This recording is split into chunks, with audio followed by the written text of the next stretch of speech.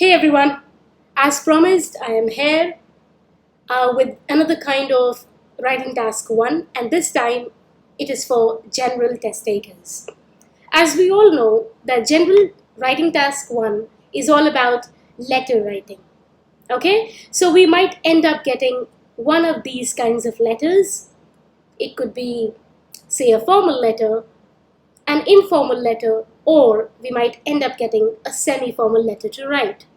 Okay, so I would be of course taking one by one all of the letters I would be taking, but in this case, precisely in this video, I would be taking formal letter. Got it? So let's begin. So yes, see, if you remember the writing task 1 of academics also, we have same kind of rules and regulations. Total time for general task 1 is also 20 minutes, and that is a recommended time. Okay, we all know that. So the total writing task time would be 1 complete hour, 40 minutes of which should be devoted to your essay writing, and that is why you're only left with 20 minutes to give to your letter writing. Got it? Word limit is exactly the same as the academics one. You need to at least write 150 words. If you fail to achieve that word limit, you will receive the penalty, and that would be a low band score for sure. Got it? Alright, so as I said, 3 types of letters: formal, informal, and semi-formal. In this video, I'm going to take up the formal letter. So what is this? This formal letter, guys, is actually about when you're writing, addressing someone who is either on some designation in the organization you work for, or kind of your school principal, your teacher, or anyone in your professional arena, right? So anyone who is related to you professionally, if you're writing that letter to that professional person, then definitely it's going to be a formal one. Okay? So of course, since it is formal, so the writing language has to be completely formal. The style cannot be hey, hi and all that. It has to be like, dear sir, madam, yours sincerely, yours faithfully, all of that. Got it? Of course, you don't have to forget about the parameters. We have to achieve our task. That means everything. So you would be getting prompts in your letter question. Everything, every prompt should be well answered. Only then the entire task would be achieved. Lexical resource. We cannot use those, just good and bad kind of words. We have to come up with some standard vocabulary. And now I can say that with ease. You guys already have the vocabulary list. You already have the linking words that I have given to you in those 2 sheets. So please make use of it. Alright? Coming on to my grammatical range and accuracy, all the prepositions, articles, punctuation marks, everything is important. Got it? Range is the same I used to talk about. Don't use simple sentence structure. Use your linking words. Now you have the sheet, guys, and come up with complex sentence structure. Got it? 4th is your coherence and cohesion. That means the entire thing, whatever you're trying to put in your letter, whatever views, whatever opinion, whatever justifications you're giving, everything should be well connected. Right? That is very important. So each of the above carries an equal weightage. So please be super attentive regarding these. Now let's move ahead. Right, so when it comes to the formal letter, let me just give you an example how it might look like. So of course we will be given our time and the word limit, but see, the question says you are currently taking a course at a college, but you will need to have a week off during this course. Write a letter to the college principal. So college principal is going to be your formal person, right? This person is someone you know in your professional capacity, through your school, through your college. Okay?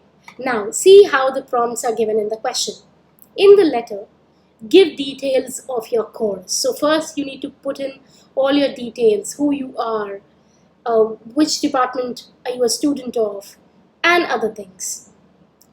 Then explain why you need a week off. Of course, you cannot just go to the principal and ask for the leave, right? You need to give a valid reason. So you need to state that valid reason in your letter and justify it. Now, third one is say what you want the principal to do. Of course, you cannot just say that I want a week off and then go away. No, your letter should be formal one. It should be a polite request, because that principal is in the capacity to deny, and you don't want that. Okay, so ask the principal politely to grant you the leave. Of course, don't forget the word limit, and you have to do it within 20 minutes. So now when we have the question, we have 3 prompts right here. So first thing first, guys, please keep in mind, whatever the prompts are in the question, they are a hint to tell you that these many paragraphs should be there in your letter. So 3 prompts is equal to 3 paragraphs, because I have to talk about 3 things precisely. Okay, now let's see. Now when it comes to the strategy and tips of the formal letter, you need to keep something in mind. Number 1, the aim of the letter, the purpose of the letter, both should be clear, crystal clear. And for that you need to read the question carefully.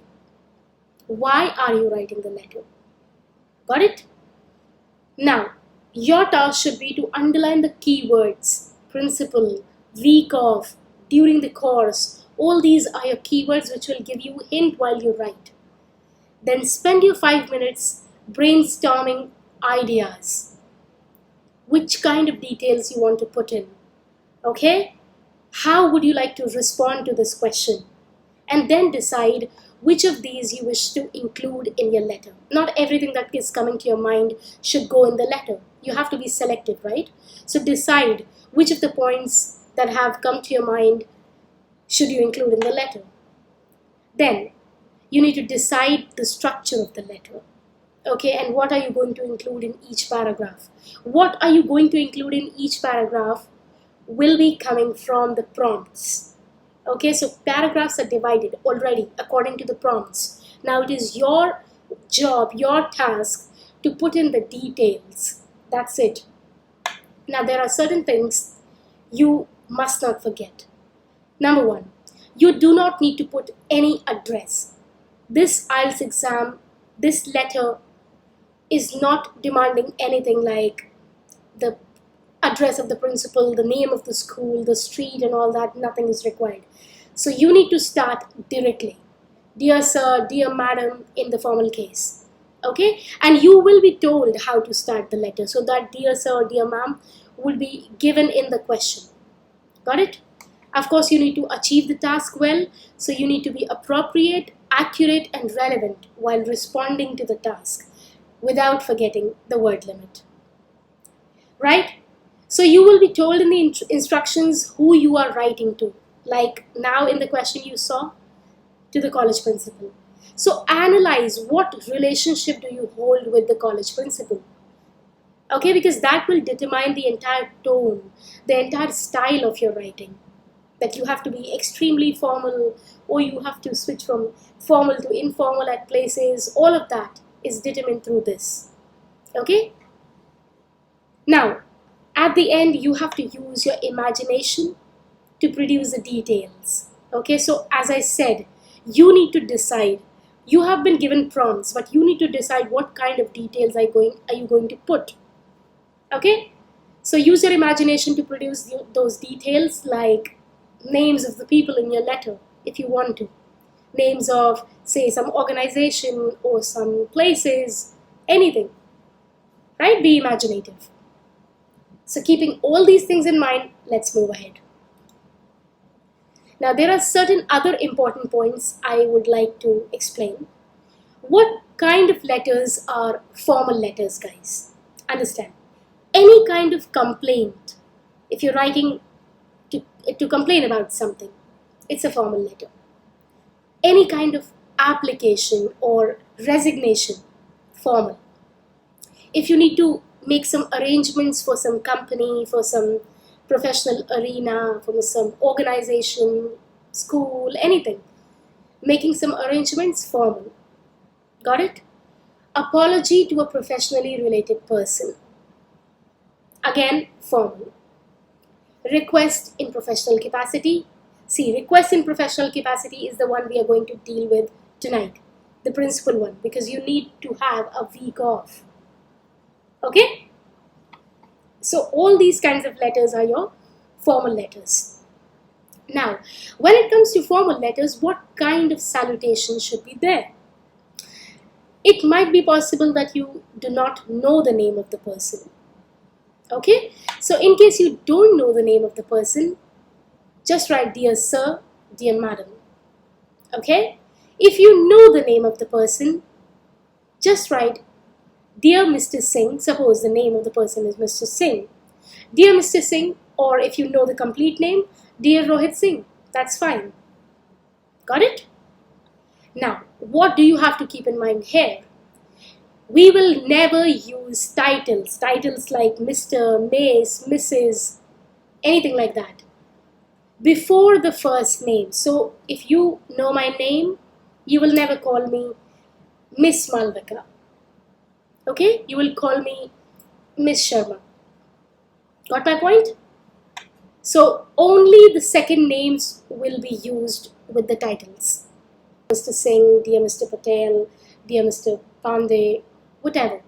We will never use them with the first names. Dear Miss Elizabeth. No, not at all. And remember this point, guys, even for your speaking section. Okay? When you are visiting the examiner for your speaking slot, please understand, you will never wish her. You will never greet her if suppose you know her name, your first name. You will never say, good morning, Miss Elizabeth. No. Never do that. If you know her second name, then you can use the titles, or simply just say good morning. That's it. Okay, so remember that. This rule is very important. Now, after salutations, we come to the signing off. So as I said, it's a formal letter, guys. So you have to write yours faithfully, yours sincerely, in order to show that yes, you value the organization. You value your position and the position the other person is sitting at, right? After that, of course, grammar is important. So we have to use appropriate vocabulary. We have to see whether it is a formal letter or it is an informal one or a semi-formal one. What kind of vocabulary, what kind of language is demanded out of us, right? Now, since it is extremely formal, we should avoid using contractions. Like, don't say I'm writing this letter. Don't write that I am, the way I've written it here, okay? Write completely, I am. I have not. Don't say I haven't. See, all these contractions are great to use while speaking, but not while writing.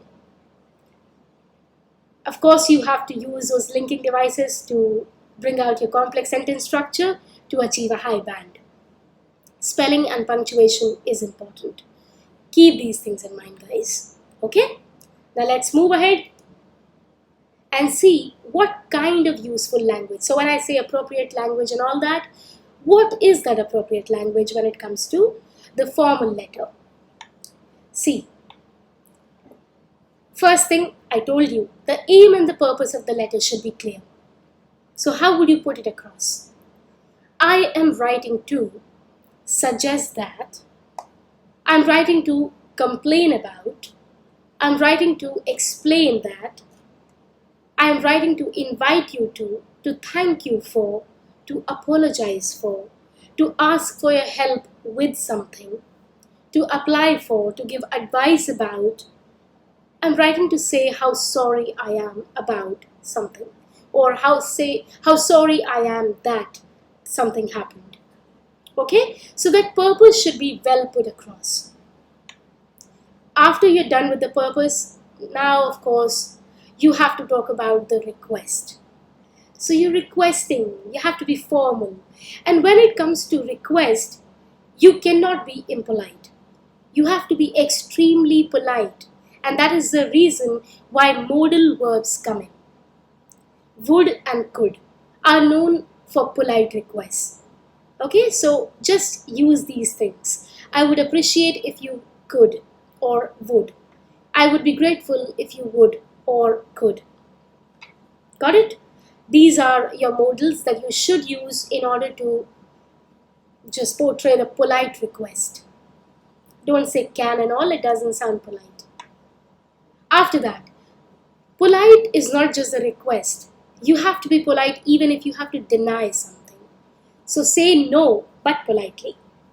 So let's learn how to say no, but politely. I am afraid that this cannot happen. I'm afraid I disagree with you. I'm afraid that is not what I support. I am sorry that it cannot be taken further. Okay? So I'm sorry that, I'm afraid that. And remember, I am, not I apostrophe am. Don't do that. That's a contraction, not allowed. Right, after that, let's come to ending. I look forward to hearing from you soon. Of course, this is what we write, right? As just a hope in our heads. I look forward to hearing from you soon. I hope to hear from you in the near future. Now, what I want you to focus is this place. You have to focus on this place. Hearing and hear. See, when we say I look forward to, we will never say I look forward to hear from you or listen from you or have a word from you. We will always use the ing form. Okay? Just keep that in mind. I look forward to hearing from you. I look forward to meeting you. Okay? I look forward to seeing you in person. But ing form. So that is how it looks like. The purpose you have to put across like that. You need to have a polite request. If you want to deny, you have to deny politely. And of course, the ending should be clear with that ing in mind. If you're using that sentence, I look forward to. Got it? So that is all about the useful language. Now, let's move ahead and try to write our letter. So going back to the question, you are currently taking a course at a college, but you will need to have a week off during this course. For that, you need to write a letter to your college principal, and these are the 3 prompts. Okay, so let's see. Do we know the name of the college principal? Well, it's not advisable to take the name, but yes, you can with the title and the second name. Fine? Even if you don't know the name, it's okay, dear sir or madam, it's fine. Now, first prompt was details of the course. So let's see. I am writing this letter to request. Look at the polite version. I'm writing this letter to request you to grant me a leave for a week. Week off has been paraphrased to for a week. You have to state the duration, so from December 20 to 27. Now you have to put in your detail, the course detail and everything. My name is Adya Sharma and my student ID is M9270. I'm a student in the Department of Philosophy, currently pursuing my first year in the college. Got it? Now, this is how you come up with your details of the course, your details, what are you doing in the college, everything. So that is done. Prompt 1 completed. Come to the prompt 2. Explain your request. If you're putting across that yes, this is my reason, justify it. Okay? And tell what kind of reason it is.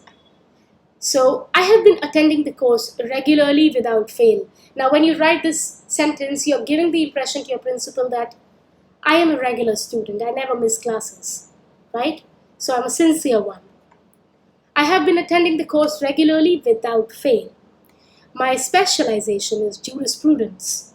That is one of the philosophy specialization. Right? Some law and all that comes in this, along with philosophy. So my specialization is jurisprudence, and as a part of my curriculum, I am supposed to attend. I am supposed to attend. So it is necessary for you. I am supposed to attend a crucial workshop. Again, you're telling the importance. A crucial workshop in the upcoming semester. So you are giving in advance that notice. This would be extremely helpful for my personal and professional growth. So it's not just about the professional growth, it's also about my personal development. I will learn a lot from it. Okay? So this is how you explained your request. Now you give details about the request and why are you asking for this big amount of time. The workshop starts from December 21 and ends on December 26. Okay? But then why from 20 to 27? But as I need to travel from New Delhi to Pune, so you need to travel from one place to other. To attend it, I would be requiring 2 extra days for the train journey. Now you specified. Now you justified why do you want this week off. Okay? 2 extra days required for the train journey. If I fail to visit this time, now you're showing that, oh, if this doesn't happen, what I'm going to miss. If I fail to visit this time, I will not get the opportunity again. And this opportunity is important because in your first statement you mentioned it's a crucial workshop, and as a part of your curriculum, you need to attend it. You're supposed to attend it. Okay? If you fail to visit, this opportunity is not coming back to you. So it is important that you go. Now, third prompt. Say what you want the principal to do. Don't let the principal hang there and think about the entire thing. No. Tell exactly what you want. But politely. I would be grateful. See how polite. If you could consider, could is the modal I was talking of, polite modal. So I would be grateful if you could consider my request and grant me permission to take a week off. Clean. I look forward to hearing from you. See, ing with the forward one. I look forward to hearing from you. Yours faithfully. Okay? Because you're a sincere student. Yours faithfully, Adya Sharma. Got it? So since we have completed all the 3 prompts, let's combine everything. So that was the question and our letter is ready. Dear Sir, Madam, I'm writing this letter to request you to grant me a leave for a week, and you stated, my name is Adya Sharma, and you gave your details and the details of your course. Of course, you said that you are attending this without fail. You gave your details about this workshop, okay, and how crucial it is for you, for your development. How much time do you require for it? Great. And of course the polite request that I would be grateful if you could consider my request. And along with that, grant me the permission to take a week off. That's it. And now after that, you signed off nicely. This is really easy, guys, okay? You just have to crack one code. 1. Understand what kind of letter are you going to write. Okay, you're going to write the formal letter, so be formal in your language. Formal means everything is going to be super polite, extremely polite. You want to deny something, be polite. You want to ask for something, be polite. You want to complain about something, say that, but be polite. Okay? Second, you need to understand that there are prompts in the question, and your letter should have details about all those prompts. You should answer each prompt well. If you do that, great. Nothing's stopping you. Okay? It's very easy to handle, guys. Trust me. Right, with this, as I always say, keep learning, keep practicing, keep sharing the knowledge. Never forget to share the Telegram group ID, which is Malvika J English, because this is the place I keep interacting with you guys through, and this is the place where I keep coming up and keep posting different documents, different sheets, so that I can help you even better. Okay, so of course, as I said, this entire letter would be ready in a sheet form and I would be posting it soon. So keep sharing, keep practicing, okay? Ta-da!